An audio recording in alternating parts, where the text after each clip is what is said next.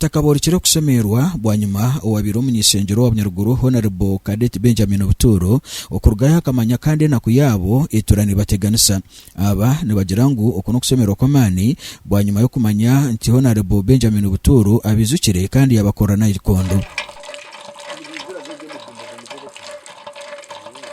Abatakaba nabo mucyaro cya Kagezi ekiri kusangwa mu Ruburuma umugombora ya Rutoto nibagira kandi mazimo kuno kusemerwa na kusinga munonga kusanga Honorable Benjamin Cadet Buturo kandi we no mutatari kubika enzika ninga senkwe bitu kandi wonagira ngo ecyona na ko rumuntu wa hansi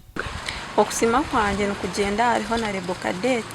ayabasa kutuyamba katereza ubuyambi bwo kutwora na ikondeje kandi nsima mnonga kuba abana bitu babemba bona baza kutaha mizi baruga ishomero cyerezi oshanga mbarugani izi bwayizire kandi bagataha kurwo mu rugendo rwahaye Kagezi Buruma no bakutaha miza gakubita gutokoze sabwa kagera ni mabi bino buzibu bw'amani okaniye bene tuyamba ati tutandikire kutamizi tutambura mpaka Buruma banyo twayamizi abantu banje bose bine kizibu cyamizaga nko kuwagareba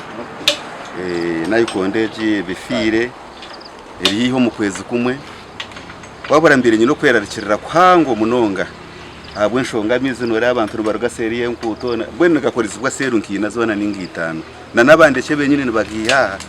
ngamwe nuko kuwareba kubana bataha kagana ko mbere nyino kwerarikira kwango abo kurwara kw'abantu umamizi mabi nigarwazo kutosha bwone. Abantu bongera kugira nti nikibashasha munonga kusanga ngo bamumbebembezi tibakwenda kufayo kubarwanira kukoza kusanga umuntu waburizo nka Honorable Cadet Benjamin Buturo kandi we niwo kubana amanya enaku yabo ninyebaza umuntu atwatireho akamanya abantu ikizibu cyabo mazima tukakwatanisa Honorable Cadet Benjamin Buturo